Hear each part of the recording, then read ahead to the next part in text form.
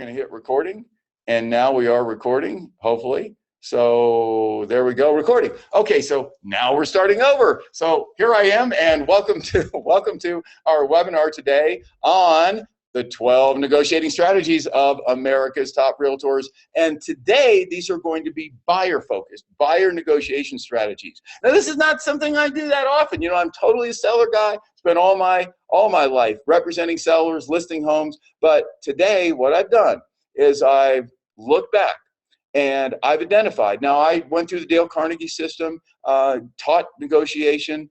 So I've been way into, I'm an attorney. Not that that means anything. So don't think for a second like attorneys, because they go to law school and pass the bar exam, know how to negotiate.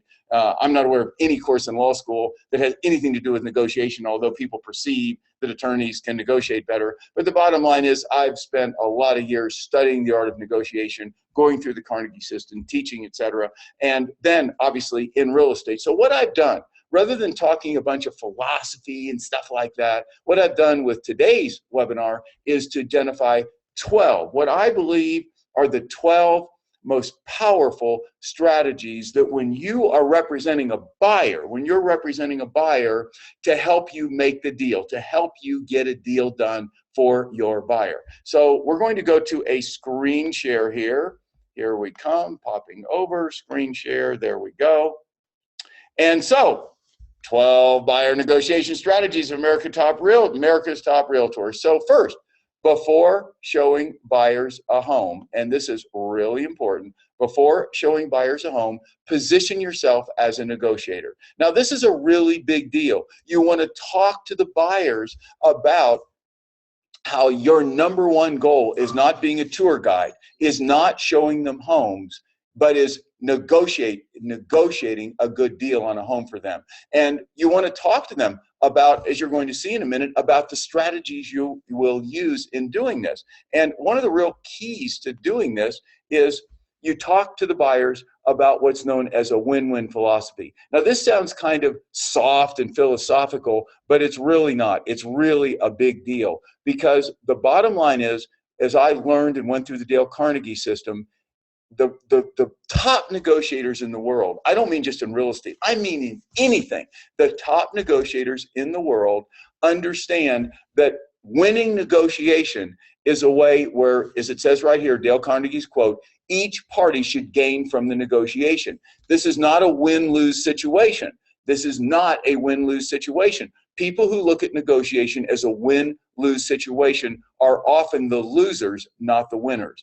And it requires, though, some real smarts, and it really demands some preparation. We'll be talking about that. So that's the first thing, is to build credibility with the buyers. Have them understand that you are a negotiator, and talk to them about this win-win philosophy. And win-win doesn't mean they don't win. Win-win means they do win.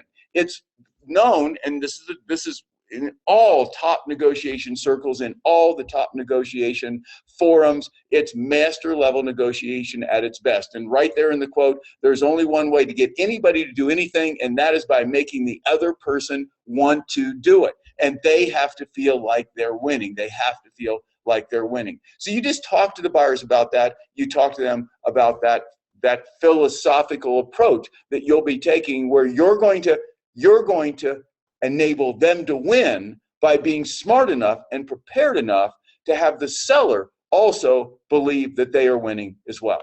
Okay, number two, this is really important.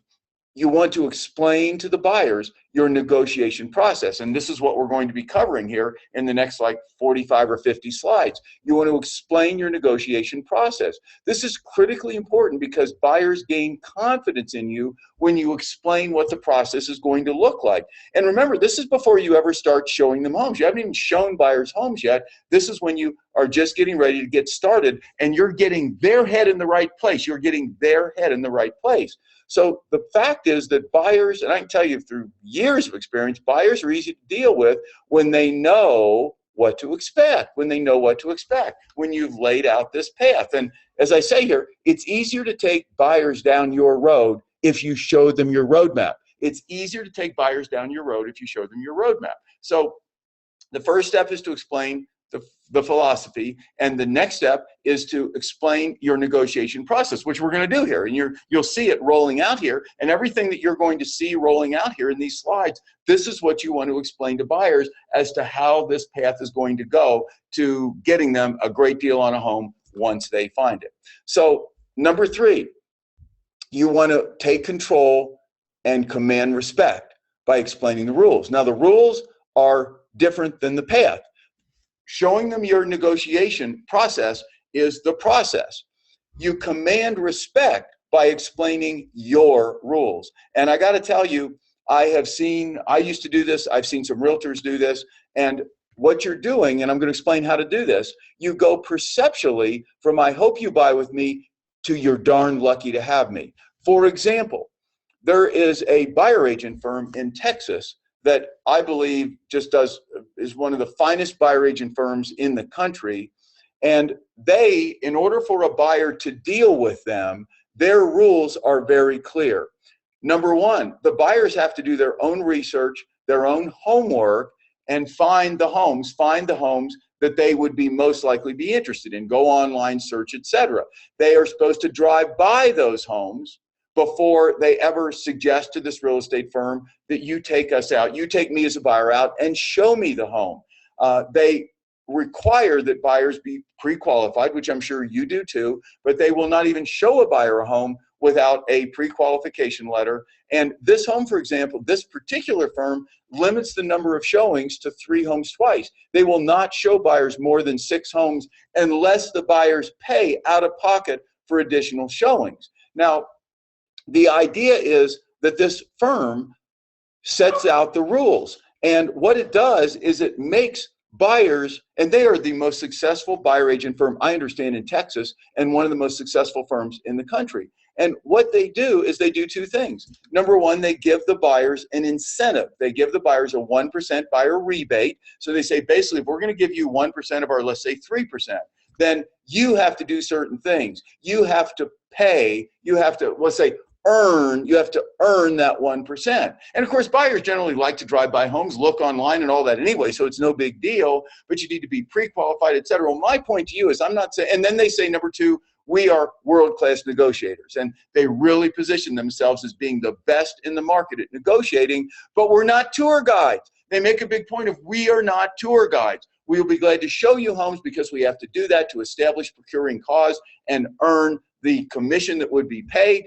Bottom line is, if it weren't for that, they probably wouldn't even show homes. They just say, go look with the listing agent and then buy through us. But generally, you have to show the home, be the first one to show it, because in most states, procuring cause is he or she who conducts the first showing, which sets into motion a series of events, which without breaking its continuity results in successful closing the transaction. So it does generally require in most states the first physical showing of the property, and then that sets into motion this series of events. So they have to show the home. But you see my point. You set the rules, you set whatever your rules are, and that is a good thing because number 1, those are your rules.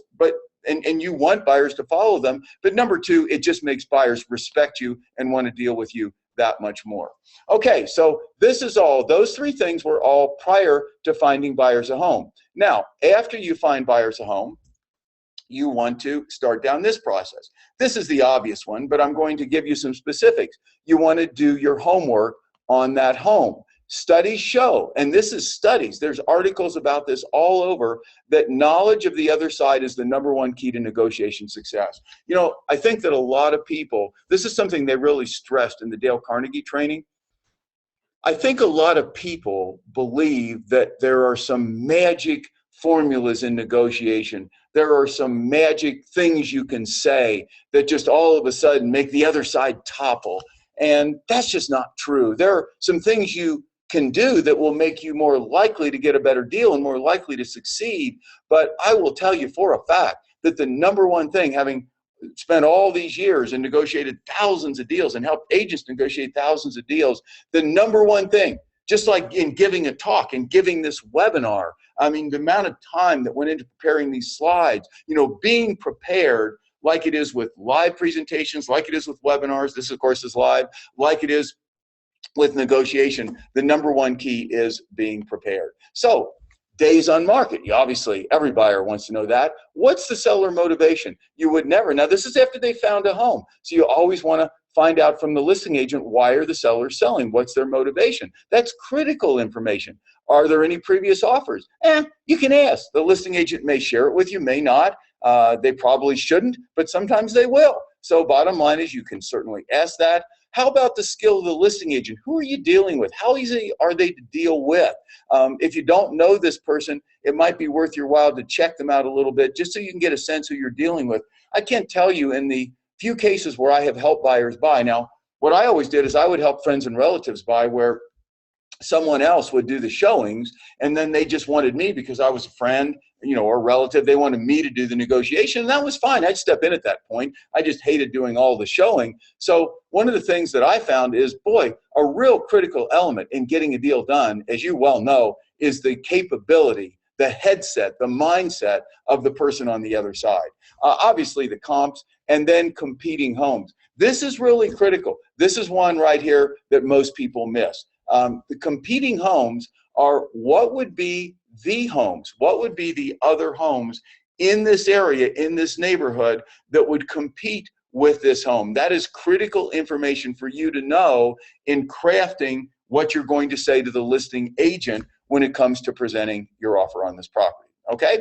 So next thing, you want to now decide, this is big, you're going to use this later, on what's known as a competing home. This is the competing home strategy. And what I mean by this is there's always a second best home. If you've showed these sellers, which is more likely you have, these buyers, if you've shown the buyers more than one home, then there is always a second best home. So if you've shown them 5 homes, you have to pretend like these are the only 5 homes in the world, and you say to them, these are the only 5 homes in the world, you have to pick a home in among these 5, and of course the one that you like best is the one we're going to negotiate on. But then if this one went away, what would be the next best home? Because you have to have a place to live. So you pick the second best home.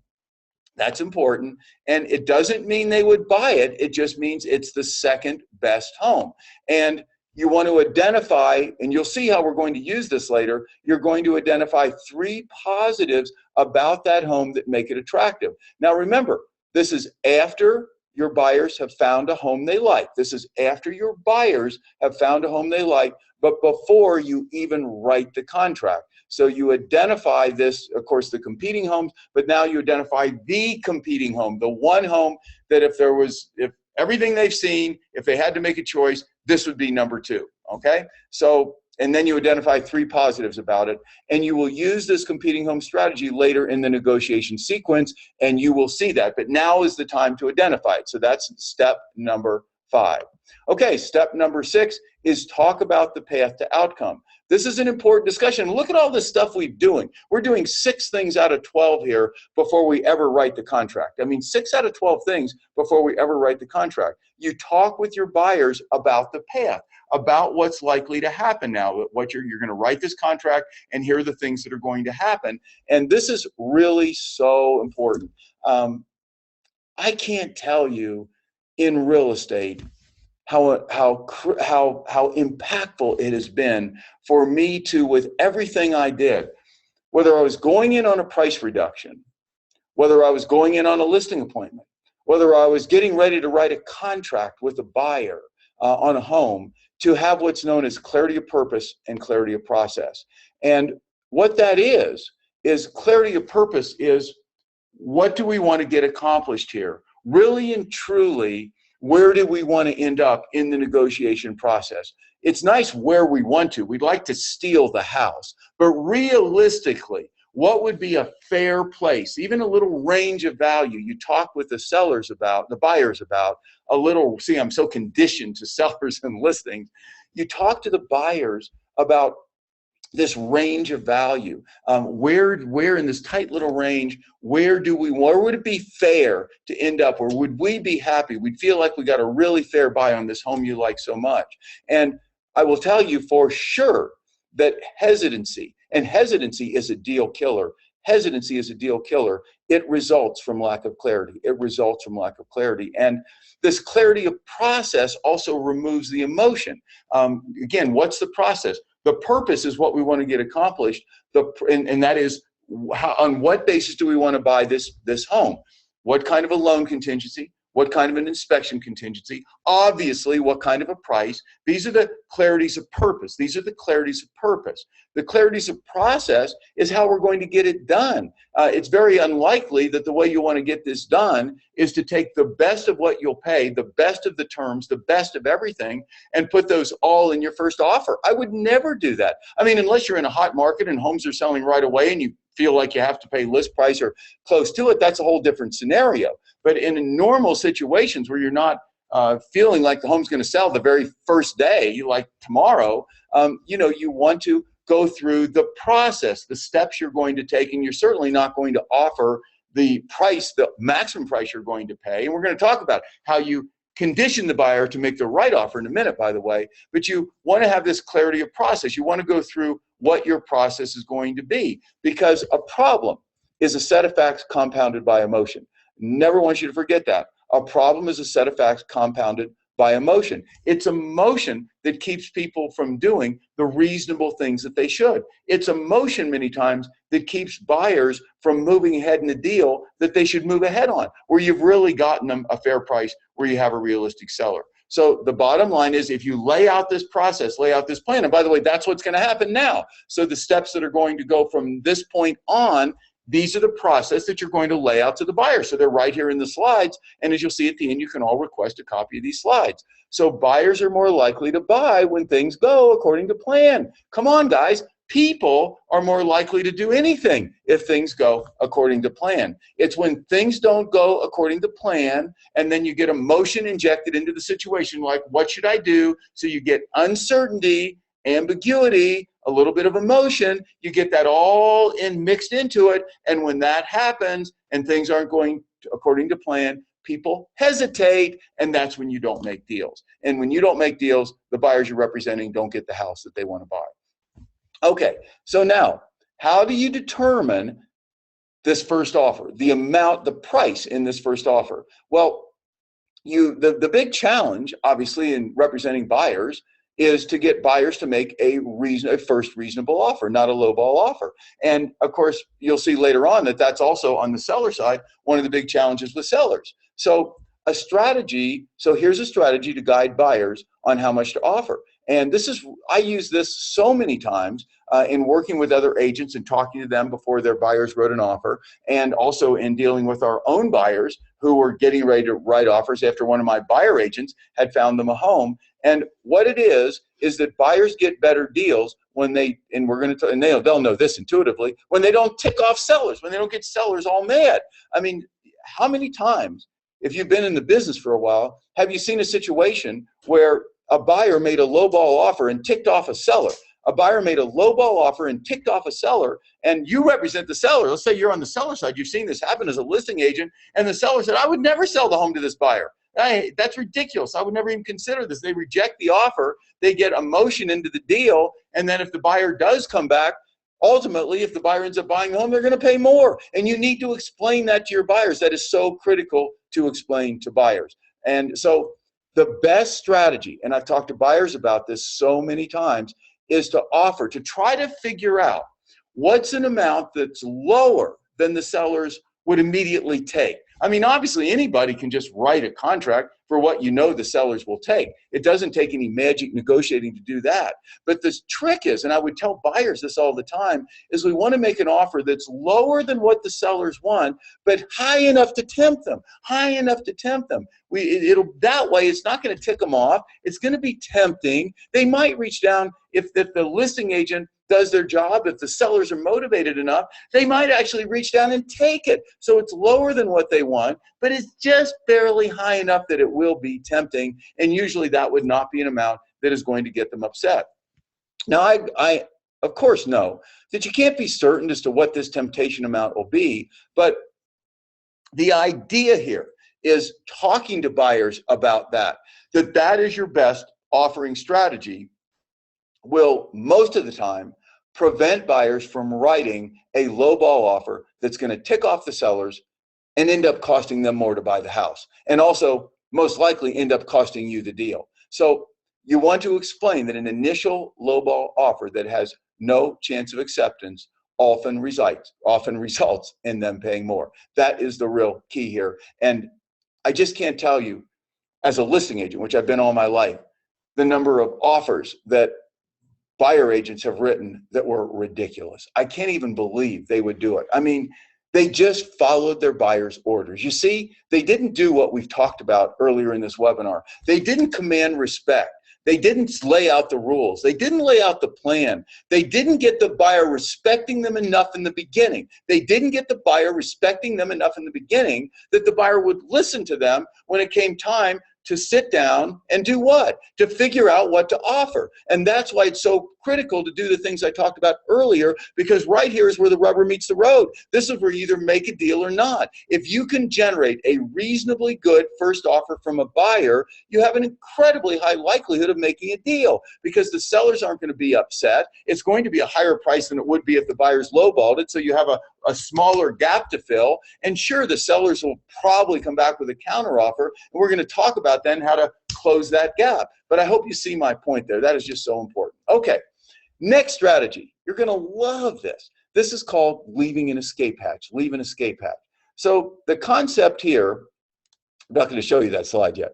The concept here is to explain to buyers. You want buyers to have confidence in you. You want buyers to say to themselves, and remember, you're going to explain all this stuff way long before this. You're going to explain the whole process when you meet the buyers. You're going to go through all this. They're just going to like say, wow, you've got this just totally nailed down. I want you to understand that the magic, the greater magic to what I'm talking to you about here, isn't actually using the strategies. I mean, that's big. That's really good. They work great. But the bigger magic is explaining all these strategies to the buyers in advance, where they just think, wow, no realtor does this. I've never heard of anybody having this whole plan, having all these things. Okay, so leave an escape hatch. Well, what that is, have you ever had something happen in your life unexpectedly? Like, for example, falling downstairs and breaking your leg like I did like 3 months ago. Can you believe it? Like craziness. I've motorcycled the world, Africa, Europe, flown my plane everywhere, mountain bike race, road bike race. I've fallen down, I've sprained a few things, been on crutches for a week now and then, banged up a little bit. But are you kidding me? I just given a presentation and I'm walking down to lunch and I trip on concrete stairs and break my legs and get a 2.5-hour surgery, and my whole life changes just like that. Stuff happens unexpectedly. Sometimes it's those little things. It's like, are you kidding me? So my point is, you explain to buyers that I know you love this home and I know everything's great in your life now, but generally there are at least two contingencies in every contract. One is a loan contingency, one's an inspection contingency. Generally, those contingencies will get satisfied well prior to the closing date, and consequently, your earnest money would become non-refundable. What I try to do for you is leave you an escape hatch. And maybe in that last 2 weeks before closing, when the loan contingency's been fulfilled, you've been approved on the loan, and the inspection contingency's been fulfilled, you and the sellers have, beaten each other up and figured out what all the repairs are going to be. You've worked through that deal, and it's all done. I protect you in case something crazy, out of the blue, unexpected happens in your life, and you turn to me like 5 days before closing, and you say, Greg, we shouldn't be buying this house. At this point, with what's happened in our life, we should not be buying this house. Because, 1 out of 100, 500,000 times, something like that happens. It has nothing to do with the house. But you say to the buyers, I'm going to try to leave you an escape hatch. And so how do you do that? How do you leave an escape hatch? Well, you put in a contingency, and here's your wording, and you're welcome to the slide deck, something like this, that just what is it, 10 or 12, 15 words. Contingent on buyers and or buyer's attorney review and approval of the final loan documents. Now, as you know, the final loan documents come out, 3 days, generally a few days before closing. And so what this does is, number one, it's pretty benign. I've seen a lot of listing agents let it go by because the argument to them is, look, the buyers just want to make sure there's nothing crazy in the loan documents. Their attorneys want to take a look at it. So I just threw that in. I can't imagine it being a big deal, which, by the way, it generally would never be a big deal. But the bottom line is, you put something like that in there, and what that does, as you can see, is it gives buyers the opportunity to walk away from a deal right there at the last hour, because they can retain it. They don't have to, but they could, probably should, return an attorney then. They spend a few $100s, the attorney reviews the documents, points out some things to them that they don't really feel comfortable with, and they end up killing the deal. Now, this strategy makes buyers trust you because it's clear you're putting their interest before yours. You want a deal to close. You don't earn a nickel. You would have done all this work and done nothing. By the way, the odds of it happening are just remote, but it gives buyers such amazing confidence in you. And here's the thing. Sometimes listing agents won't let it get by. And me as a listing agent, I don't think I'd let it get by. I would shoot that back and say, look, I don't think so. I'm not letting these buyers have a walkaway right up to the day of closing. I mean, they should figure out ahead of time what the loan documents are going to look like. I mean, if we want to put something in there if there's some absurd provision, in the loan documents. But here's the point. Even if the listing agent doesn't let it get by, if they won't accept it, the sellers won't accept it, it makes you look great with the buyers. And that's a big point. Because remember, you're explaining this to your buyers before you even go out and look at homes. You're taking them through this whole process, and that you're going to try to leave an escape hatch. And you're going to point out to them that it may not get accepted. It may not. But you're going through this process so that they can see that you are the kind of person they want representing them in buying a home. As I say here, it enhances your credibility, and it helps you convince buyers. When your credibility is high, it helps you convince buyers to make more reasonable offers, to do what you recommend, and also, by the way, to accept a counteroffer when they should. And because one of the big points of all this whole thing today, if I were to say there was one overriding big thing you should take away from this webinar, and that is this is a powerful way to incredibly increase your credibility, with the buyers. Okay, number 9. We'll run through these. I don't know if we're running behind. Are we running behind, early, whatever? We're not running too far behind, I don't think. No, we're doing good. We'll be done in a few minutes here. Okay, so you're going to love this next one. This number 9. Pre-offer gift to sellers. Now, for those of you in my coaching, you know that I'm a great believer in pre-delivering your personal brochure and a gift, a small gift. I use cherry butter. Roseanne, do we have a jar of cherry butter in there?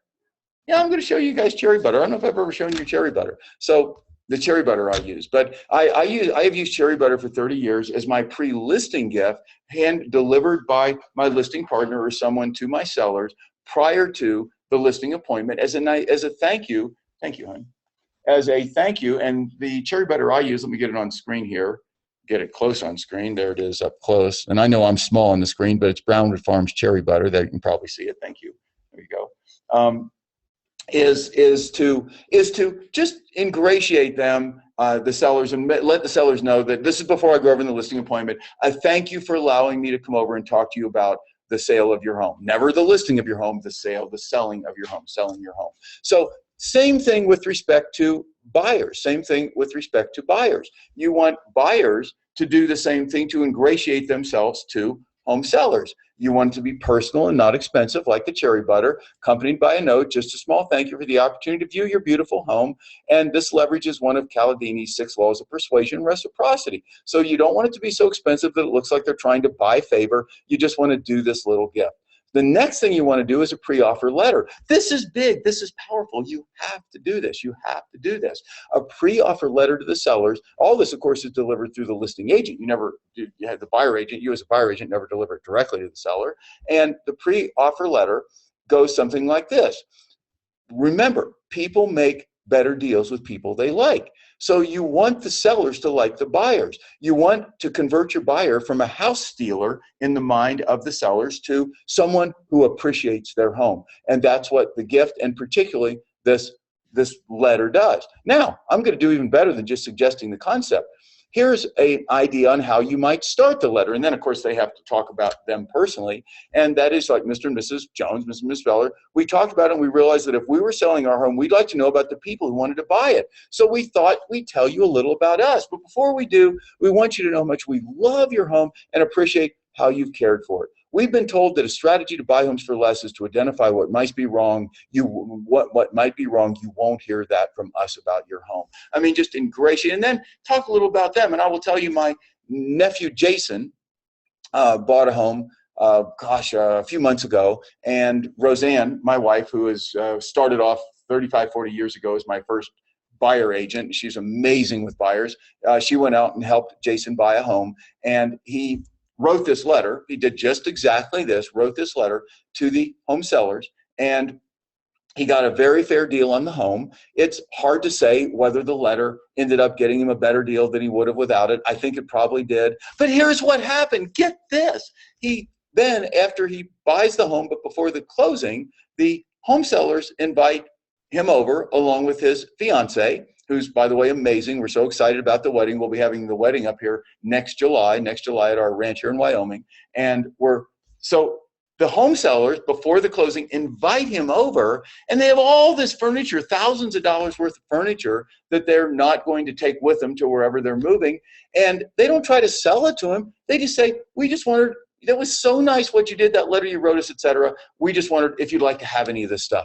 And Jason just picked out all this furniture that they just got for free because the sellers liked them so much and was so impressed with the letter. So it's really something you want to do. Okay, and so number 11, we're almost at the end. So the next thing, so number 9 was the pre-offer gift. Number 10 was the pre-offer letter. Number 11 is you want to tell the listing agent your best strategy for helping the sellers make the right decision. Now, listen to this. This will really help you as a buyer agent or a listing agent. So the idea here is, after knowing how to list homes, I want you to know this, after knowing how to list homes, particularly at fair prices, the number one skill of America's best realtors, listing agents, is knowing how to convince sellers to accept reasonable offers. What's the point of having a listing if you can't get a seller to accept a reasonable offer? And so over the years, like selling thousands of homes, the single strongest seller close to get sellers to take offers that they should, that I found, and that's what I want you to share, and I'll tell you how to do it. You're going to share this with the listing agent, was the following. It's what you do is you change the seller's perspective from a seller to a buyer. So here's the way I might do this as a buyer agent. Remember, you can't do this now by email. You can't email over the offer. You have to take to the listing agent. You have to actually get in your car, take over the pre-offer gift, take over the pre-offer letter, and take over the offer. Okay, so you're going to do this physically. Oh my gosh, old school real estate, right, Greg? Yeah, well, it's real estate that works, trust me. And then you might say to the listing agent, say, hey, here, dropped all this stuff off, et cetera, and the buyers wondered if you mind giving this to the home sellers, et cetera. And then you say to the listing agent, a lot of times, I don't know about you, this is the way I would do it. I don't know about you, but a lot of times with my home sellers and the listings I've had, one of the big challenges is when I have an offer that they should take, and that I believe they should take, I have a hard time persuading them that they always sometimes want $10,000, $15,000, $20,000 more. And would you like me for fun? So you're just talking to the listing agent for fun. You don't want to be in the situation where I'm teaching you, you don't know. You just have to do it in a light kind of way. Say, would you like me to tell you a fun little thing I use, a little way to get the sellers to change the perspective and to make them more likely, increase the probability they'll take the offers they should? And generally, if you do that in kind of a nice, not a preachy or teachy way, listing agent will say, well, sure. And then I say this, well, here's what I do. I change their perspective from being a seller to being a buyer, because here's the deal. They really are a buyer. And I tell my home sellers, Mr. and Mrs. Jones, you might think you're a home seller today, but you're really not. You're actually a buyer, because you see, we have a really good buyer here. We have a contract. We have a price that is a reasonable price. And here's the deal. I know you want a few $1,000s more, but if you don't take this offer, actually, you've just bought your home, because you see, your home is sold. Your home is sold right now. All you do is sign this contract and it's sold and it's gone. These people are pre-qualified, high likelihood it'll close. So effectively, you're really a buyer, because if you don't take this offer, you've just bought your home back for the amount of the offer. And here's what you want to do. You want to ask the sellers, as an investor, because remember, get the emotion out of this. Now it's just money. As an investor, is this, of all the things, let's say you have a $385,000 contract here and they want $395,000 for the home, another 10 grand. You say to the home sellers, this home, we haven't had an offer higher than $385,000. Your home's been on the market 60, 70 days. We know days on the market. We know days on the market makes your home go down in value. The longer, even though homes are appreciating nationwide, homes that are on the market, this is an important point, by the way, you guys never forget this. Once they're on the market, MLS and tracking days on the market, they're going down in value. Because regardless of what homes in the country are doing, homes that are listed, that are tracking days on the market, buyers see that, and regardless of what the price is, the longer it's on the market, they presume that the price is too high. And you point that out to these sellers. So you tell that you're the buyer agent, you're telling the listing agent. So what I did is I got the sellers to see that they have a depreciating asset, because the more days on the market, the lower the price is.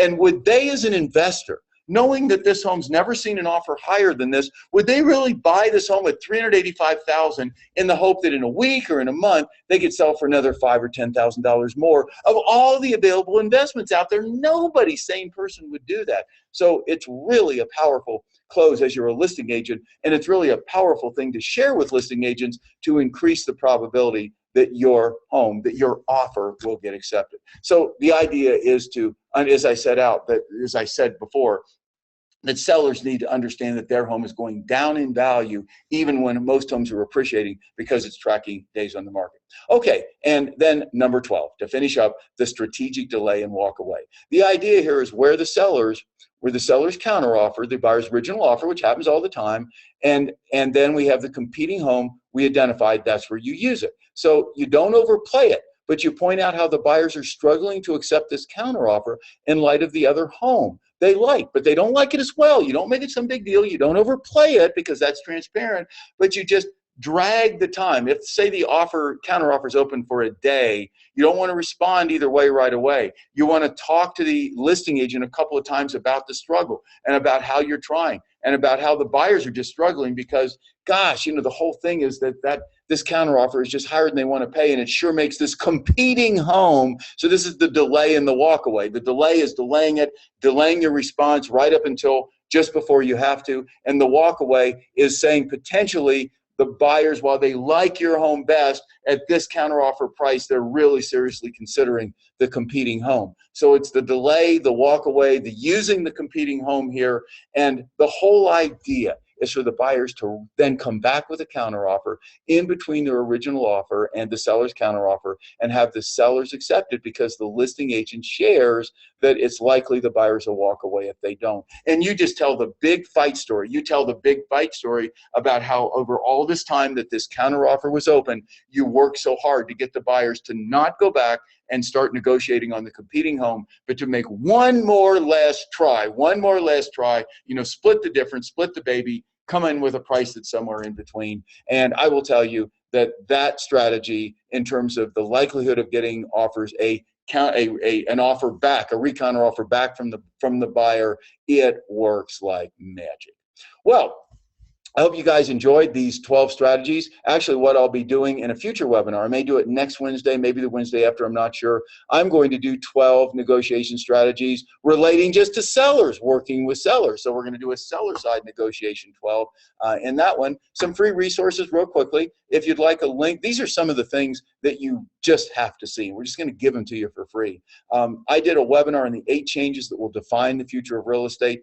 My son Brian also did about a 5-minute boxer audio on it. So Jen, I know you're listening. Anyone that requests this, I'd like you to send them the webinar link, that is the video, also my notes, and also send them that quick little 5-minute audio. Guys, you really need to hear this. For those of you who are not in my coaching, this is something you want to hear. So it's jen@realestatemaveriks.com. Also, I did a webinar and I did an audio on why you should never charge 6%. I actually go into my 4-part fee structure, and at the beginning of this webinar, before I actually started the webinar, I talked to you about a 5-part fee structure by having that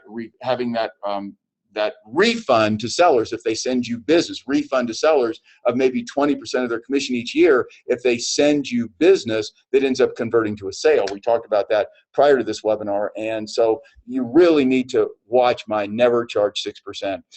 Buyer rebate is business magnet. I will tell you, I believe that the concept of buyers making a choice where they can buy direct through the listing agent, that's one choice, and get a big part of what where they can buy direct from the listing agent and get a big part of what a buyer agent would earn as a rebate at closing.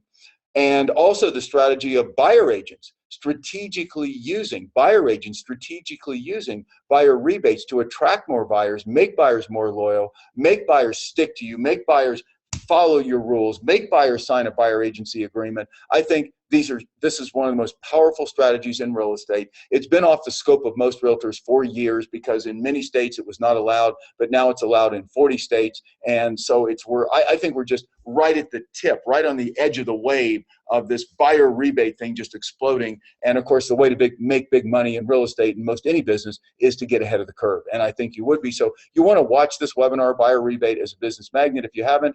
And then if you'd like a private invite, this is a private invite webinar to IPC rules. This is interested party contribution rules. These are the rules that relate to buyer rebates and how they would affect the lender and the loan, to how you pay buyer rebates, how they're applied at closing, what costs they can be applied to, closing costs, prepaids, other things. You know me, guys, this is going to have some pretty creative stuff in it, but it's stuff that's all going to be able to be done. This is something you want to be knowledgeable in if you're interested in leveraging the power of buyer rebates. So email Jen no later than this Friday. We're putting together our list for this private webinar because I'm going to keep it small, because I want to make sure I have the time to answer questions during that webinar.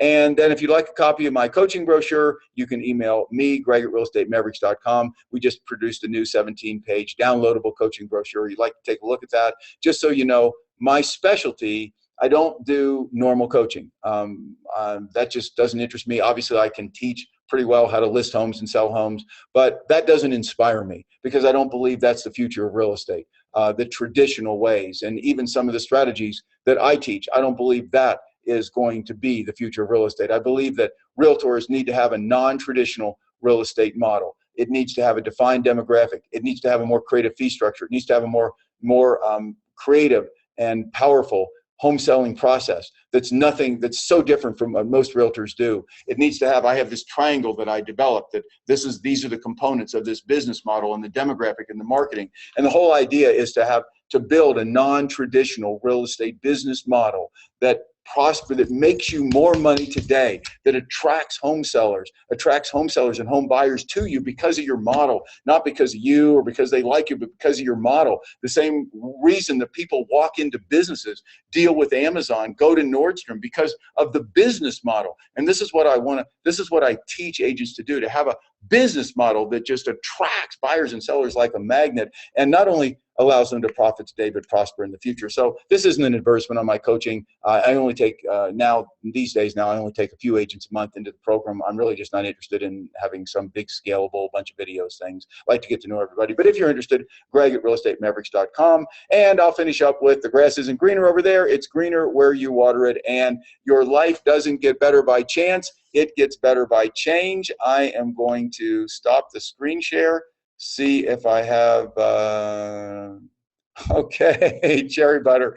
You guys, yes, it's Brownwood Farms cherry butter. So that is what you guys are looking for. So, okay, I can see everybody held on to the end. Thank you guys, really appreciate it. And next week, be sure, if you're not subscribed to our Maverick Weekly newsletter, I think most of you are, but if you're not, email Jen at Real Estate Mavericks. That's where we announce my webinars, my teleconferences, all the things that we're doing. We have a lot of free resources in there. So Jen at Real Estate Mavericks. Jen is kind of the go-to for everything. So Jen at realestatemaverics.com.